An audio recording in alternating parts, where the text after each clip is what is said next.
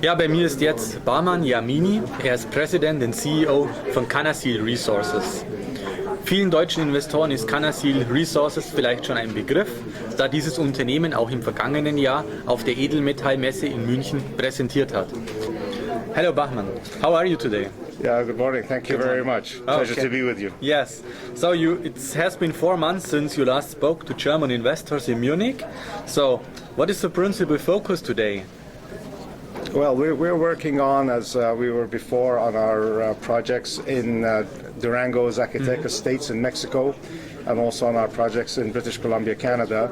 The main activity in this period has been in Mexico, where we've been extremely active. Both Canasil has been working on our drill programs and exploration programs on our Sandra Escobar project, and our partners, Mag Silver, have started drilling on our La Esperanza silver lead zinc project, and Pan American Silver has been drilling a phase 1 drill program on our Carina silver gold project. Oh, okay, so a lot of things are going on at the moment. Yes, it's been a very active period. Very active period. Before we go in details, let's talk a little bit about the management. So what's the background of the management?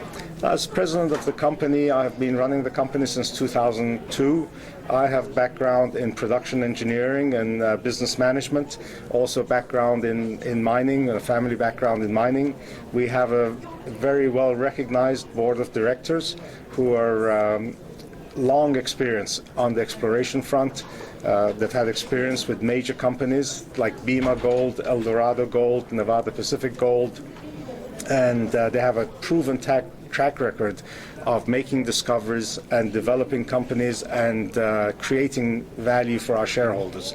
We also have, I think exceptionally for a small company like Canasil, a full-time team in Durango, Mexico. We have about 6 full-time personnel there, and they're led by Irma Enriquez, our Director of Operations there, who has close to 25-30 years experience in the Durango, Zacatecas area and exploration. Okay, so your assets are in Mexico. Is it a safe place to work? In Mexico, and what's about the political situation at the moment? I would say in terms of the political and mining environment and the general conditions in Mexico, it is excellent in terms of mining laws and in terms of security of title. It's a destination of choice for many mining companies, from very big ones like Goldcorp and many others, mid-tier, Pan American Silver, Endeavor Silver, Great Panther. They find Mexico to be an excellent destination and a first-class mining-friendly jurisdiction. Of course, in the last few years, there have been some local insecurity, particularly because of the government fighting a war against the drug traffickers. And you hear that in the news always. That has caused added insecurity in the country, so we have to be a little bit more careful in the way we operate. Okay. But that hasn't stopped either the big or medium or small companies operating very successfully there. And I think one of the advantages we have in that respect is having a very strong local team. Okay. That gives us a lot of facilities in terms of operating successfully compared to companies who only want to send expatriates to work there. So overall, I would say it's positive, but compared to a few years ago, you have to be a little bit more careful and prudent in the way that you operate. Okay, so what's about the infrastructure? Is it easy to get in and out with equipment, or do you have enough power to work there? Yeah, we have excellent infrastructure in all of our projects. First of all, in terms of getting to Mexico from our headquarters from Vancouver, I can fly to Mexico City in the same time as I fly from Vancouver to Toronto. It's a 4-hour flight.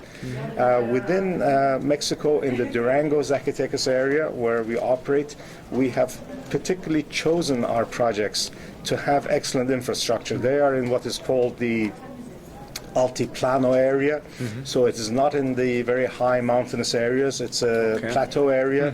It has excellent road networks, excellent electricity networks, access to all types of labor, all the facilities you need, both to do effective exploration and also what you need to take a project into production when you need it. And that's evidenced by the fact that all around our projects we have a lot of operating mines. All the companies you can think of, like Pan American Silver, Endeavor Silver, First Majestic, Great Panther. These are all mining companies, including hundreds of Mexican mining companies who operate in the same area as we're working. Okay, so let's go back to your projects. Give us more details about your projects you are working on. Absolutely. I think the most exciting news recently now has been the development with MAG Silver. They're an excellent partner, first-class partner, a large company, well-funded, very successful in their projects. They are earning a 60% interest in our La Esperanza project. This is a very large project. It's about 200,000 hectares, about 200 square kilometers. When MAG have had a look and have done airborne surveys over the area, they found a lot of interest in the surrounding ground as well. So now they have expanded the project to 70,000 hectares, or about 700 square kilometers. We really literally cover an entire district. Within that, we have 4 known veins, extensive and potentially very rich veins. MAG is now starting to drill one of the principal veins where we drilled before with very good mineral intercepts. So on the first step out that they have announced, where they stepped out 100 meters from the last drilling that Canasil did, they have 3 very good intercepts with the vein rapidly increasing in width and in grade. And the lowest grade at about 250 meters is about 2.5 meters of 287 grams silver and 8.9% lead and zinc. So a very rich vein, and on that vein there's still another 5 kilometers to explore. So we think it's open along strike and at depth, and this can be the start of the discovery of a very large silver deposit at La Esperanza. Okay, so that sounds very interesting. So do you have a 43-101 report at any one or another project? We don't have, we have 43-101 technical reports, but I think you mean if we have some 43-101 resources. Yes. So we don't, because we are on the relatively early stages of exploration. Okay. So that has yet to be defined. But that provides us the maximum upside in the share price, because as we discover additional resources and get to the stage where we are developing those resources and categorizing them, then you have very high upside on your share price. Okay. So what are the next steps? Yeah, I think we're going to continue in the same path. MAG Silver, they have plans for a 4,000 to 5,000 meter drill program right now. So over the next 2 to 3 months, they're going to be continuing to drill along strike and at depth at La Esperanza. Pan American Silver, who have an option on our Carina project, they just completed the first phase of 1,000 meters of drilling, and their plan is to do 3,000 meters in 16 holes. And so they will be continuing, I hope, to drill as well. And on the other hand, at Canasil, on our Sandra Escobar project, we were continuing to complete our work. We have already done airborne surveys and drilling, and we'll be finishing off that work to complete the $1 million expenditure that we need before Pan American Silver has a back-in right on that project. So we anticipate an extremely active program in 2012 with lots more drilling and exploration work in Mexico, and then possibly later in the summer on our projects in British Columbia as well, when the exploration season there starts. Yeah. Okay. So are you still looking for other projects?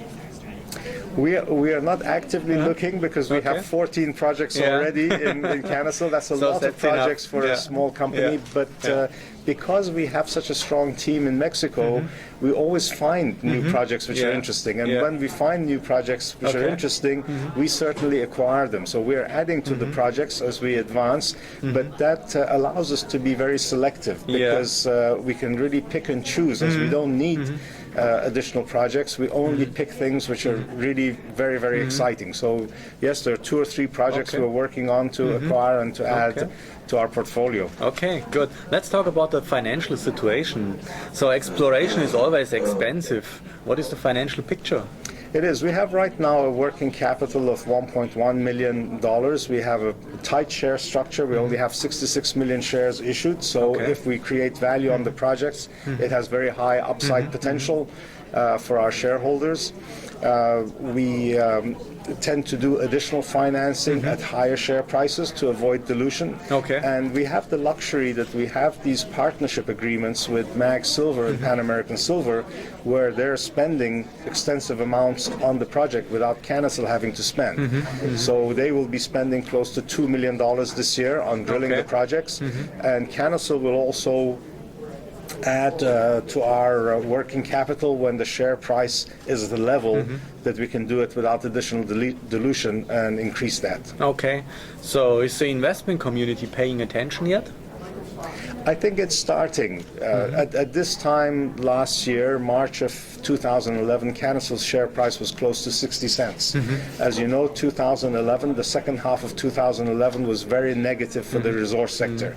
There were silver and gold price corrections, both came down, and also because of the uncertainty, economic uncertainty in Greece, in Europe, U.S. debt problems, etc., all the resource sector were down. So Canasil came from around 60 cents down to below 20 cents by the end of the year.